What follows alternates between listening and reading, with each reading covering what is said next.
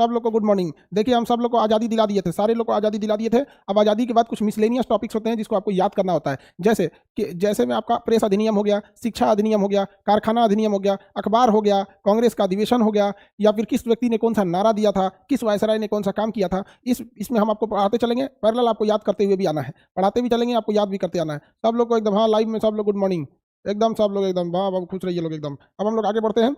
देखिए आज़ादी तो हम आपको दिला दिए थे। माउंट बेटन जो था वो केवल भारत को स्वतंत्रता देने के लिए आया था, लेकिन उसके आने के बाद जब उसने भारत में देखा तो जिन्ना ने ऐसा तांडव मचाया था कि उसको लग गया कि बिना बिना हम लोग विभाजन किए भारत आसानी से अस्थिर नहीं रह पाएगा, इसलिए भारत को क्या कर दिया गया, विभाजन कर दिया। लॉर्ड माउंट बेटन ने विभाजन कर दिया। ठीक है, चलिए बाबू आगे बढ़ते हैं।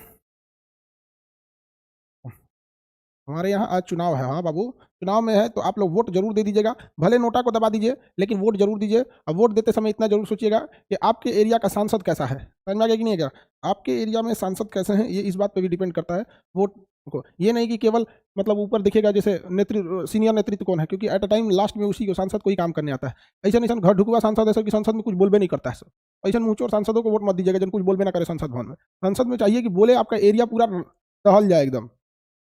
तो चलिए आगे बढ़ते हैं।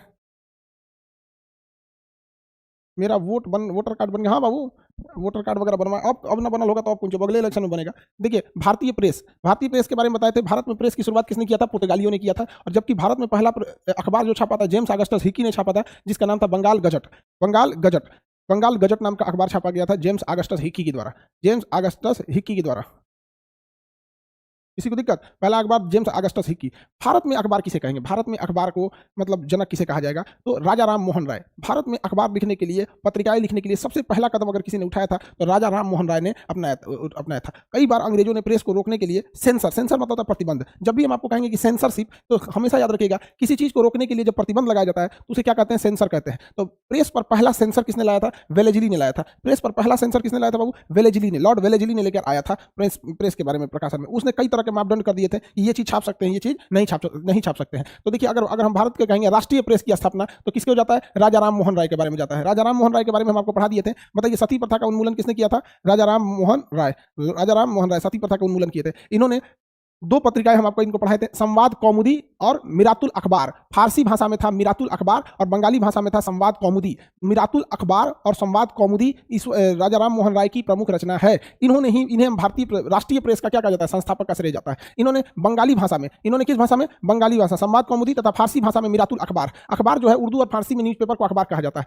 अंग्रेजी भाषा में ब्राह्मणिकल इन्होंने लिखा था। क्या लिखा था, ब्राह्मणिकल, जैसे क्रॉनिकल होता है ना वैसे ब्राह्मणिकल लिखा था। तो ये बहुत विद्वान थे। कौन, अरे भैया राजा राम मोहन राय। अंग्रेजी में ब्राह्मणिकल लिखा, फारसी में मिरातुल अखबार लिखा, बंगाली भाषा में संवाद कौमुदी लिखा। ये बहुत विद्वान थे और इन्होंने मतलब सती प्रथा के उन्मूलन में भी बहुत बड़ा योगदान दिया था यहाँ पर। तो राजा राम मोहन राय ने सामाजिक और धार्मिक विचार के विरोध में 1822 ईस्वी में समाचार पत्र चंद्रिका का प्रकाशन किया। क्या लिखा, चंद्रिका का प्रकाशन किया था। चंद्रिका किसके द्वारा चलाई गई पत्रिका थी, तो राजा राम मोहन राय द्वारा ही चलाई गई पत्रिका थी। यहाँ पर समझ में आ गया कि नहीं आएगा। तो मेनली आपको राजा राम मोहन राय का याद करना है। बाद में इनका एक लिस्ट दिया गया है, किसने कौन सी पत्रिका लिखी थी, आपको वो पत्रिका का लिस्ट याद रखना है। जैसे दादा भाई नौरोजी थे, कई लोग थे, हरिश्चंद्र मुखर्जी, गणेश शंकर विद्यार्थी, हरिश्चंद्र मुखर्जी, ये कई लोग हैं। तो इनका यहाँ पे हम एक जगह लिस्ट ही दे दिए हैं। इन लोग का देखिए हम एक तो लिस्ट दिखा देते हैं, कहाँ गया, ये देखिए आपके बुक में भी एक लिस्ट होगा। तो ये लिस्ट ही हम आपको दे दिए। हम आपको बस राजा राम मोहन राय को अलग से पढ़ा दिए, बाकी आपके पास एक पूरा लिस्ट ही है। कौन सी लिस्ट है भैया, तो बंगाल गजट अंग्रेजी में था, जेम्स अगस्टस हिकी ने दिया था। समझ में गया कि नहीं गया। तो आगे अब एक एक करके देखेंगे। समाचार दर्पण था, संवाद कौमुदी, मिरातुल अखबार,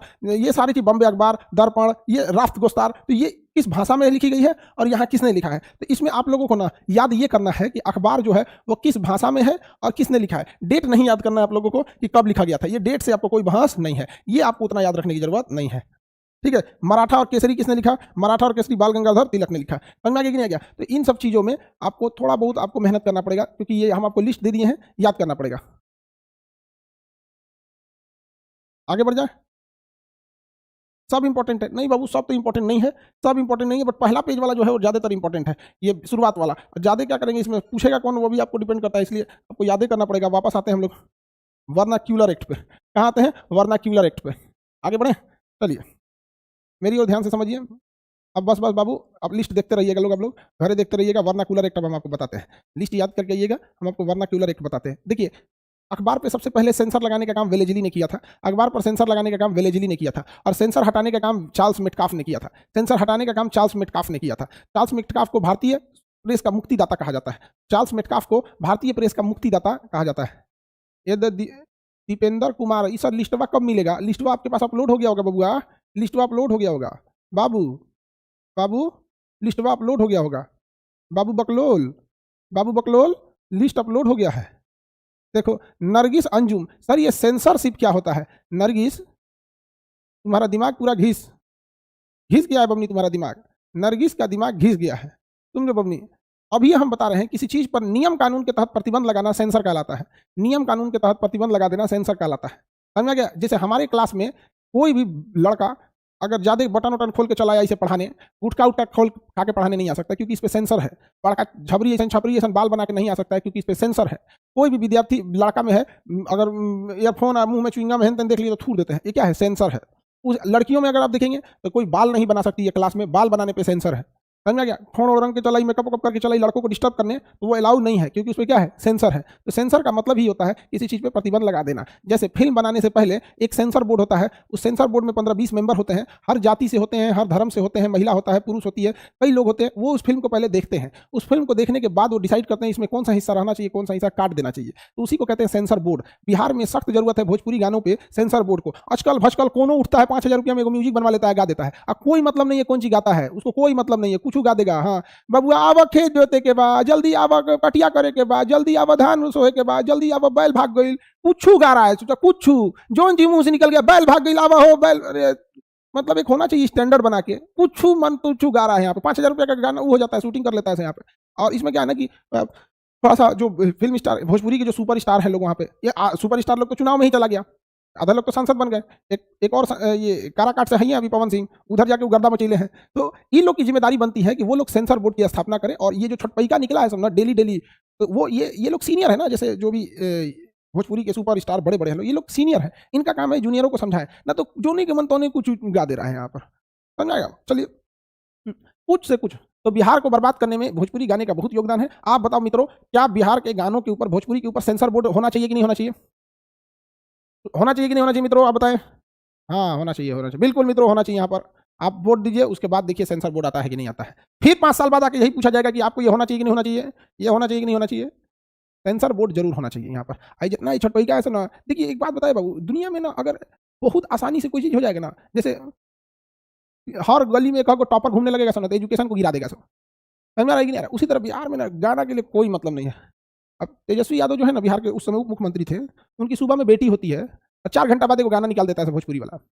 मैंने सुबह बेटी हुई, असम में वो गाना निकाल दिया सब। अब आप समझो उसने क्या मेहनत किया होगा गाना पे, ना कोई म्यूजिक डायरेक्टर, वही रेडीमेड रेस्टोरेंट का खाना कैसे ग्रेवी बना है, आपको चिकन चाहिए तो एक कटोरा ग्रेवी निकालेगा उसी में डाल देगा, पनीर चाहिए तो वही ग्रेवी उसी में डाल देगा, कुछ वही एक भोजपुरी गाना झुंझुन झुंझुन झुंझुन 20 बार म्यूजिक पीट देना है, आप गा दो यार, तुम्हारा तो स्टैंडर्ड का तो कोई पता आता नहीं है यहाँ पे। हम कोई जरूरी नहीं है हर साल बढ़िया गाना ही निकाले जाए। चलिए अब आगे देखते हैं। मिथिला सॉन्ग, बाबू मैथिली को कोई नहीं बोलेगा, मैथिली भाषा अलग लेवल की है वहाँ पे, मैथिली बहुत जबरदस्त है। चलिए आगे बढ़े। बिंता कुमारी, सर आपकी मम्मी की तबीयत, अब मम्मी को आज डॉक्टर के पास ले जाना है, तो आप लोग का कल क्लास नहीं हो पाएगा क्योंकि कल डॉक्टर के पास ले जाना है। आप लोग सब लोग दुआ कीजिए जल्दी से अच्छी हो जाए, ताकि हम भी अब थोड़ा सा पठन पाठन में हम भी थोड़ा लग जाए, क्योंकि देखिए बाबू दोनों चीज़ को मैनेज करना पड़ता है। तो बस कल डॉक्टर के पास ले जाना है, अब जल्दी से ठीक हो जाए। हमको अकेले मतलब लड़की सब रहती है सब, तब ना घर मम्मी उम्मी को ठीक से संभाल लेती है सब, हम लोग इतना मतलब उतना नहीं हो पाता है घर। देखो आदमी जो मेल होते हैं ना, मेल, उनसे ऑफिस संभाल सकता है, ऑफिस वो ऑफिस संभाल सकते हैं। हम लोग से कोई कह दे कितना भी बड़ा ऑफिस संभालना हो, हम लोग संभाल देंगे, क्योंकि ऑफिस मतलब कितना होता है, 8 से 10 घंटा काम होता है। कोई भी ऑफिस होगा उसमें कितना घंटा काम होगा, 8 से 10 घंटा काम होगा, हम लोग से संभाल सकता है। लेकिन घर संभालना बहुत मुश्किल है, घर में सोच 24 घंटा काम होता है, 24 घंटा कुछ ना कुछ होता है, किचन में, कभी बालकनी में, कभी फूल सूख गया कि नहीं हो गया, कपड़ा आया कि नहीं आया, ये हुआ ये नहीं, तो थोड़ा सा झमेला हो जाता है। तो हम लोग से नहीं, घर वाला नहीं संभाल पाता है। ऑफिस तो पूरा दुनिया कितना बड़ा ऑफिस दे दो संभाल लेगा, घर वाला नहीं संभाल पाता। तो उसी वजह से थोड़ा सा हम इधर व्यस्त चल रहे हैं।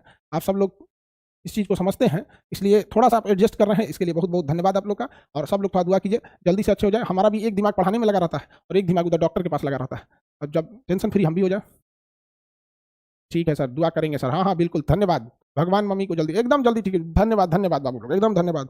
हाँ लड़की सब देखो कंजूसी कर रही है, सब एक रूम में कंजूसी कर रही है सब। हाँ ठीक है हो जाएंगी जल्दी से, ये भगवान खूब कंजूस है सभी सब। चलिए आगे बढ़ते हैं हम लोग। हाँ? तो लक्ष्मी कुमारी, हम भगवान से प्रार्थना करते हैं जल्दी से। हाँ बाबू, बहुत बहुत आप सब लोग की दुआ रहेगी, सब जल्दी से सही हो जाएंगे। हमारा भी आधा दिमाग इधर रहता है, आधा इसे पढ़ने में लगता है, आधा उधर लग जाता है। यहाँ पे कल आप लोग का क्लास नहीं हो पाएगा, इसके लिए बाबू सॉरी, थोड़ा सा हमारी रिस्पॉन्सिबिलिटी बढ़ जाती है देखने उखने में। अब मम्मी को ना डॉक्टर वॉक्टर से ज्यादा भरोसा हम पे रहता है, वो कोई इंजेक्शन लगाते हैं तो पूछती हैं कि कोई इंजेक्शन लगे ना बाबू। एक बार मम्मी को ना एमआरआई मशीन होता है ना, एमआरआई मशीन तो बड़ा झमेला होता है, उसमें ना एक सुरंग की तरह होता है, उसमें आधा घंटा तक घुसा के छोड़ देता है, कुछ कुछ जांच करते रहता है। तो मम्मी की एमआरआई हो रही थी, तो फर्स्ट टाइम मम्मी का एमआरआई था, उसमें बड़ी आवाज करता है, तो इसे लेटाया और एमआरआई मशीन में अंदर लेके चला गया, वो एकदम गुफा की तरह होता है, अंदर लेके चला गया। और उसके बाद से आधा घंटा बाद लेके आए, डॉक्टर लेके आए, तो मम्मी तो एकदम गुस्सियाले निकली उसमें से, जैसे बटन दबाता है तो बाहर आदमी निकलता है, गुस्सियाले निकल रही है। लेडीज डॉक्टर थी वहां पे, तो पूछ रही है मम्मी, बबनी भुला गई थी क्या अंदर वहां हमको रख के?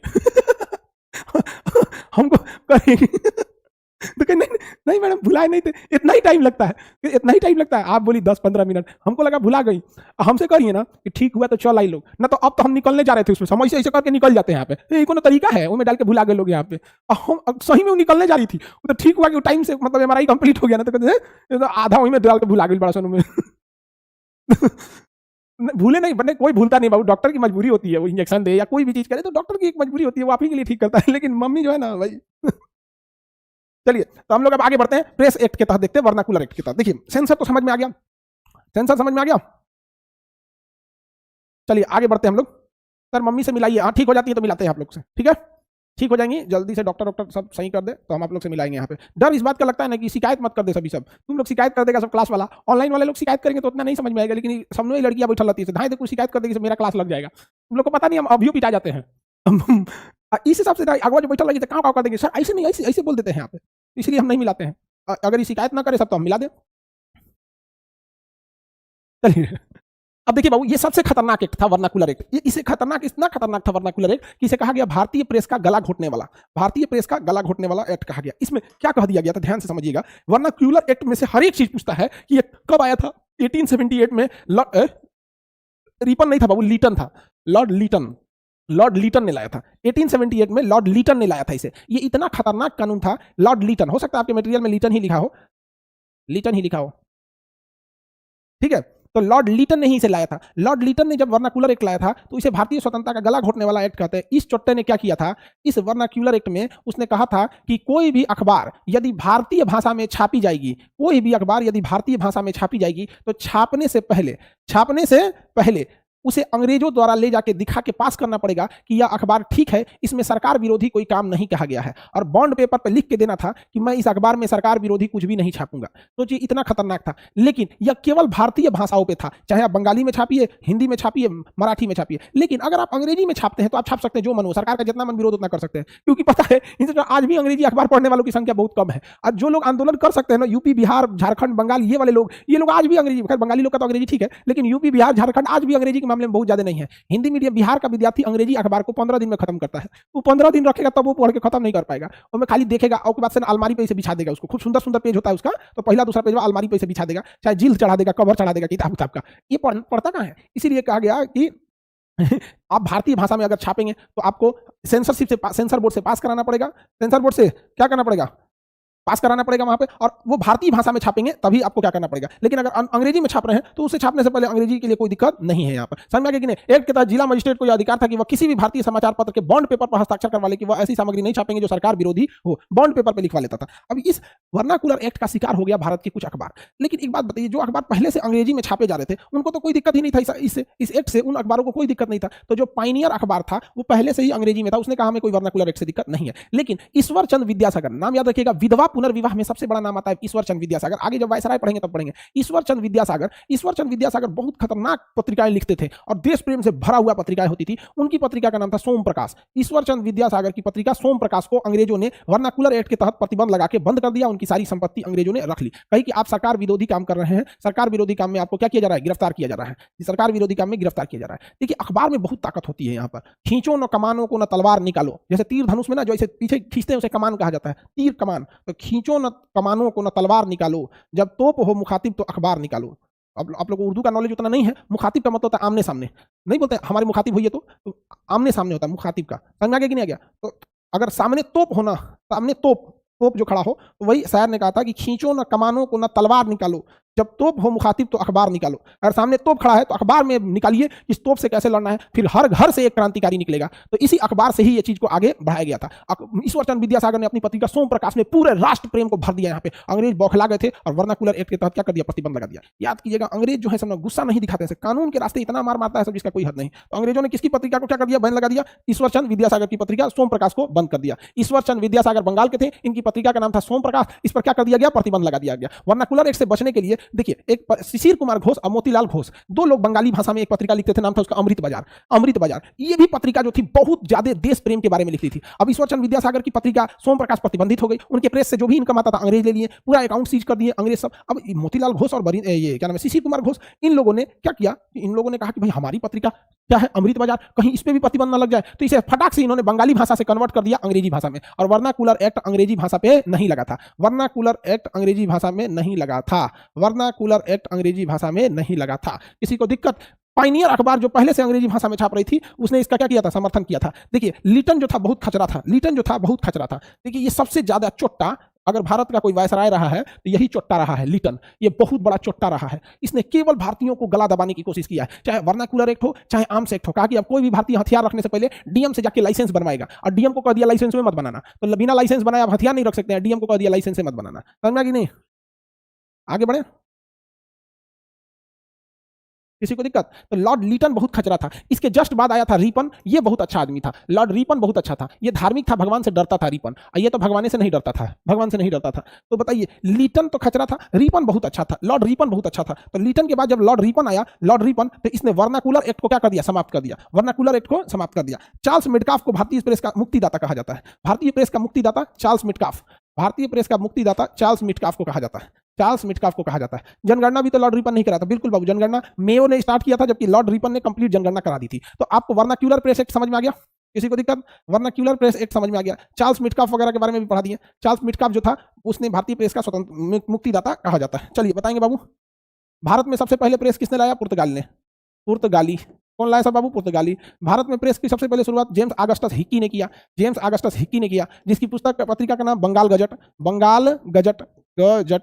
भारतीय राष्ट्रीय प्रेस का, भारत में किसको माना जाता है, तो माना जाता है राजा राम मोहन राय को, राजा राम मोहन राय, राजा राम मोहन राय को कहा जाता है। इनकी पत्रिका का नाम क्या था बाबू, ब्राह्मणिकल था अंग्रेजी में, संवाद कौमुदी था बंगाली में, और इनकी पत्रिका जो फारसी भाषा में थी उसका नाम क्या था बाबू, मिरातुल अखबार, मिरातुल अखबार, मिरातुल अखबार। आपको अगर एक्ट के बारे में बात किया जाए तो तीन आदमी का नाम याद रखिएगा। सबसे पहले सेंसर लगाने वाला था वेलेजली, वेलेजली, वेलेजली, सबसे पहले सेंसर लगाया वेलेजली। सेंसर से मुक्त कर दिया चार्ल्स मिडकाफ, मिडकाफ, चार्ल्स मिडकाफ। वर्नाकुलर एक्ट किसने लाया था, लीटन ने लाया था, Lytton. Vernacular act, vernacular act. भारतीय प्रेस का गला घोटने वाला अधिनियम किसे कहते हैं, वर्नाक्यूलर एक्ट 1878। लाया किसने था बाबू, इसे लाया था लीटन ने, लाया था लीटन ने। और लीटन ने लाया था, खत्म किसने किया बाबू, रिपन ने इसे खत्म कर दिया, रिपन ने क्या कर दिया, खत्म कर दिया। किसी को कोई दिक्कत बताइए। अगर प्रेस अधिनियम से कोई क्वेश्चन पूछेगा आप बता सकते हैं, प्रेस अधिनियम से कोई भी क्वेश्चन पूछेगा तो आप बता सकते हैं, इससे ज्यादा प्रेस अधिनियम से कोई क्वेश्चन नहीं पूछेगा।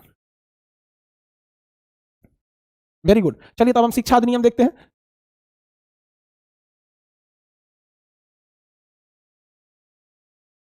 अंग्रेजों को भागने में सबसे ज्यादा किसका योगदान था, सबसे ज्यादा योगदान था कि आम जनता समझदार हो गई थी, जहां तहां अंग्रेजों को मार देती थी। इसलिए अंग्रेज सबके पास जितना इनकम नहीं होता था उससे ज्यादा उनको अपनी सुरक्षा पे खर्च करना हो जाता था, और यही मेन रीजन है अंग्रेजों के भागने का। चलिए आगे बढ़ते हैं। वर्नाकुलर एक्ट समझ में आ गया, यहाँ पे कर्जन,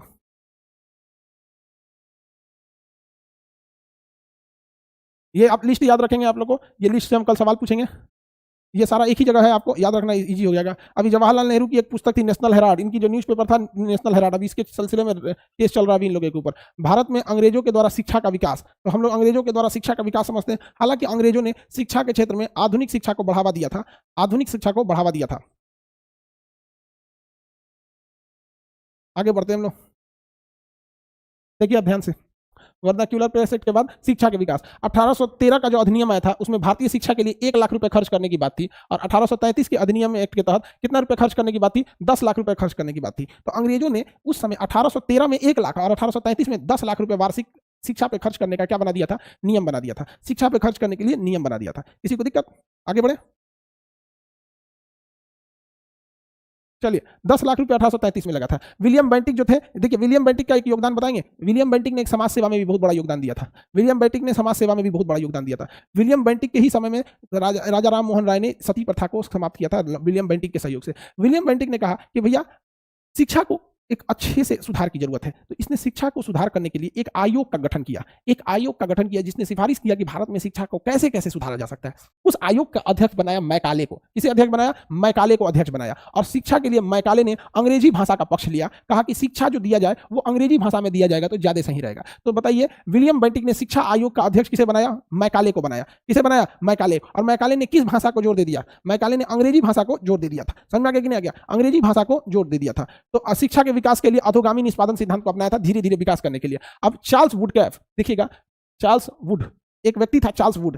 दो लोग का नाम हमेशा शिक्षा के क्षेत्र में अंग्रेजों का याद रखेगा। एक मैकाले, मैकाले ने अंग्रेजी को शिक्षा का आधार बना दिया, लेकिन शिक्षा को सिस्टमेटिक करने का काम चार्ल्स वुड ने किया। इनको कहा जाता है वुड डिस्पैच। इन्हें क्या कहेंगे? Wood dispatch, education dispatch, Wood dispatch का आयोग कहा जाता है इन्हें। तो चार्ल्स वुड का एजुकेशन डिस्पैच का रिपोर्ट आया जिसमें प्राथमिक शिक्षा से लेकर उच्चतर शिक्षा का वर्णन था, यानी नर्सरी से लेकर पीजी तक की चर्चा किस व्यक्ति ने किया था? चार्ल्स वुड ने किया था। इसीलिए चार्ल्स वुड ने जो नियम दिया, जिसे हम चार्ल्स वुडकैफ का नियम कहते हैं, उसे कहा जाता है शिक्षा के क्षेत्र में यही अधिकार दिया। फ्रेंच भाषा में अधिकार को हम लोग मैग्ना कार्टा कहते हैं। फ्रेंच भाषा में अधिकार को हम मैग्ना कार्टा कहते हैं। तो बताइए शिक्षा का मैग्ना कार्टा वुड डिस्पैच को कहेंगे। किसे कहेंगे? वुड डिस्पैच को। इसने प्राथमिक शिक्षा से लेकर उच्चतर शिक्षा की बात कही थी वुड डिस्पैच ने। वुड डिस्पैच ने को क्या कहेंगे? शिक्षा का क्या कहा जाता है? मैग्ना कार्टा कहा जाता है। इसे पांच प्रांतों में लागू कर दिया गया था, कलकत्ता, बंबई में। और इसी के द्वारा कलकत्ता में, बंबई में और मद्रास में क्या खोले गए? विश्वविद्यालय खोले गए। क्या खोले गए? विश्वविद्यालय। तो बताइए तो ध्यान से, कलकत्ता, बंबई और मद्रास में विश्वविद्यालय वुड डिस्पैच के नियम के आधार पर खोला गया। शिक्षा का मैग्ना कार्टा किसे कहेंगे? शिक्षा का मैग्ना कार्टा वुड डिस्पैच को कहेंगे। वुड डिस्पैच को शिक्षा का मैग्ना कार्टा। क्यों मैग्ना कार्टा का मतलब होता है अधिकार पत्र या घोषणा पत्र। अधिकार पत्र क्यों कहेंगे? क्योंकि मैकाले ने जहां प्राथमिक शिक्षा की बात कही थी, वहीं वुड डिस्पैच ने प्राथमिक, माध्यमिक, उच्च और उच्चतर चारों श्रेणियों की शिक्षा होती है। जैसे प्राथमिक शिक्षा आप क्लास 6 तक ले लेते हैं, लेकिन क्लास 6 के बाद आप जब जाते हैं तो माध्यमिक शिक्षा में जाते हैं, आप लोग इंटर तक पढ़ते हैं, फिर उच्च शिक्षा में ग्रेजुएशन में चले जाते हैं, उच्चतर शिक्षा में आप पीजी और पीएचडी करने लगते हैं। तो ये सारा चीज वुड डिस्पैच नहीं लागू किया था। उसके बाद शिक्षा के क्षेत्र में एक और आयोग आया था, हंटर कमीशन। कौन सा कमीशन? Hunter commission. बाबू देखो एकदम सिस्टमेटिक आपको दिया हुआ है, आपको कोई दिक्कत नहीं होगा। सबसे पहले स्टार्टिंग जब शुरुआत में शिक्षा का कीजिएगा तो 1833-13 के अधिनियम में 1 लाख रुपए, 1833 के अधिनियम में 10 लाख रुपए। उसके बाद अगर आप देखेंगे शिक्षा के क्षेत्र में तो मैकाले ने आया था, अंग्रेजी शिक्षा को बढ़ावा दिया। वुड डिस्पैच ने 0 से लेकर पीएचडी तक की पढ़ाई की चर्चा कर दिया और कलकत्ता, बंबई, मद्रास में यूनिवर्सिटी खोल दिया। अब हंटर कमीशन देखते हैं शिक्षा को लेकर। हंटर कमीशन जो था वो लॉर्ड रिपन ने बनाया था। ये बहुत अच्छा आदमी था हंटर कमीशन ने। इसने देखिएगा ध्यान से, आपसे पूछता है हंटर कमीशन का संबंध कौन सी शिक्षा से? तो इसमें केवल और केवल प्राथमिक शिक्षा और माध्यमिक शिक्षा, यानी नर्सरी से इंटर तक की चर्चा है। नर्सरी से इंटर तक वालों की चर्चा है। उच्च शिक्षा, ग्रेजुएशन और पोस्ट ग्रेजुएशन, उच्च या उच्चतर शिक्षा की इसमें चर्चा नहीं है। उच्च या उच्चतर शिक्षा की इसमें चर्चा नहीं है। पंजाब विश्वविद्यालय, इलाहाबाद विश्वविद्यालय की स्थापना किया था। इलाहाबाद विश्वविद्यालय और पंजाब विश्वविद्यालय की स्थापना किसके समय हुई थी? रिपन के समय ही हुई थी। लॉर्ड, अब देखिए ध्यान से, विश्वविद्यालय तो बनने लगे बाबू। आपको पता है कि वुड डिस्पैच के आधार पर ही कलकत्ता, बंबई, मद्रास में विश्वविद्यालय बन गए, सब यूनिवर्सिटी बन गए सब। इसके बाद जो हंटर कमीशन के आधार पर आया, पंजाब में यूनिवर्सिटी बन गए, इलाहाबाद में यूनिवर्सिटी बन गए। बट इन यूनिवर्सिटी को कंट्रोल करने के लिए कोई था ही नहीं कि इस यूनिवर्सिटी को कैसे कंट्रोल किया जाएगा। तो लॉर्ड कर्जन, जिसने बंगाल विभाजन किया था, बताइए गोपाल कृष्ण गोखले ने लॉर्ड कर्जन की तुलना किससे किया था? आपको याद होगा, हम पढ़ाए थे, गोपाल कृष्ण गोखले ने कर्जन की तुलना औरंगजेब से किया था। किसे किया था? औरंगजेब से किया था। तो लॉर्ड कर्जन ने विश्वविद्यालयों को पूरा अधिकार दिया और कहा कि आप अपना एग्जाम खुद कंडक्ट कराइए, अपना सिलेबस खुद डिजाइन कीजिए, अपना प्रायोरिटी खुद डिसाइड कीजिए। आप चलता फिरता एक कानून है, आपको जो मन वो करना है करिए। तो विश्वविद्यालय को पूरी छूट देकर विश्वविद्यालय आयोग की स्थापना करने का श्रेय किसको जाता है? लॉर्ड कर्जन को जाता है। इसी के नेतृत्व में विश्वविद्यालय आयोग का गठन किया गया। क्या किया गया? विश्वविद्यालय आयोग का क्या किया गया? गठन किया गया। और विश्वविद्यालय के कुलपति को पूरा अधिकार दिया गया। इस अधिकार को दुनिया के हर एक राज्यों ने, भारत के हर एक राज्यों ने इस अधिकार का उपयोग किया और बिहार के विश्वविद्यालयों ने इस आयोग का जमकर दुरुपयोग किया। आज देखिए छपरा का जेपी यूनिवर्सिटी, यूनिवर्सिटी के नाम पे कलंक, मगध यूनिवर्सिटी, वीर कुंवर सिंह यूनिवर्सिटी। बताइए बिहार की यूनिवर्सिटी से सिर्फ 5 साल 6 साल में डिग्री दे रहा है सर। मोदी जी नया शिक्षा अधिनियम लाए कि 4 साल में ग्रेजुएशन होगा, 4 साल में। अरे मोदी जी, बिहार में तो पहले से 5 साल में ग्रेजुएशन होता है, आप तो पीछे रह गए। मोदी जी कह रहे हम नई शिक्षा नीति में 4 साल का ग्रेजुएशन। बात करते हैं, सीखिए हम बिहार वालों से। हम दिल से शराब देते हैं, जो यूनिवर्सिटी वाला ससुरा सब सेशन लेट करे सब ना, भगवान इन सबके घरे दिखाएं, एकदम एकदम दिल से शराब एकदम। यहाँ हम तो अपने जैसे हम लोग के लिए तो यही हम लोग का समझिए ये कर्मस्थली है यहाँ पे। लेकिन जो भी बच्चों को सताता है ना, उनका सेशन लेट करता है ना, इन ससुरन को देखिए ना, एकदम खतरनाक प्लास्टिक के कीड़ा पड़ जाए सब एकदम, मतलब मत पूछिए, एकदम नाश दिया सब। तुम लोग भी ना जब पूजा पाठ करने जाओ ना, सामूहिक रूप से शराब दो, सामूहिक रूप से गंगा के किनारे बैठ के जल लेके। कोई ना कोई तो तुम्हारे में से अच्छा आदमी होगा ही, हालांकि हमें बहुत कम उम्मीद है, लेकिन कोई ना कोई तो अच्छा होगा तुम्हारे में। और उसका दुआ लग जाए और तो पूरा मत पूछिए। यहाँ पर इतना दुर्दशा है यूनिवर्सिटी का जिसका कोई हद नहीं। इतना दुर्दशा है, बर्बाद मतलब बर्बाद हो गया यूनिवर्सिटी। अब मीठा मीठा बतियाएगा सब। तो चलिए अब आप लोग समझ में आ गया शिक्षा अधिनियम। शिक्षा अधिनियम में आपको 3-4 अधिनियम शिक्षा अधिनियम से जुड़े याद रहना चाहिए। अब उसमें आगे और पढ़ाएंगे महिला शिक्षा के लिए, महिला विश्वविद्यालय के लिए कौन कौन सा अधिनियम आया था, इसको हम लोग आगे क्लास करेंगे। कल आप लोग का क्लास नहीं हो पाएगा, हम नोटिफिकेशन भिजवा देंगे कि कल, क्योंकि हमें मम्मी को लेकर डॉक्टर साहब के पास जाना है और उसके बाद देखते हैं यहाँ पे, तो कल नहीं हो पाएगा। परसों के लिए आपको एक बार नोटिफिकेशन देख लीजिएगा, क्योंकि डॉक्टर के पास हम कल जाएंगे। अब डॉक्टर उसके बाद क्या बोलता है क्या नहीं बोलता है आपको पता है बाबू, थोड़ा सा रिस्पॉन्सिबिलिटी हम लोग की बढ़ जाती है। तो थोड़ा सा आप लोगों से लिए कल आपकी क्लास नहीं हो पाएगी और परसों के लिए हम नोटिफिकेशन दे देंगे। अगर हम वहां से डिस्चार्ज हो जाएंगे, अगर हम आ गए तो तुरंत परसों भी क्लास ले लेंगे, नहीं तो फिर परसों का भी पोस्टपोन करना पड़ेगा। ठीक है, तो कल के लिए आप लोग के लिए रिवीजन कीजिएगा। आज के लिए इतना ही। जय हिंद। अगला क्लास कल करेंगे।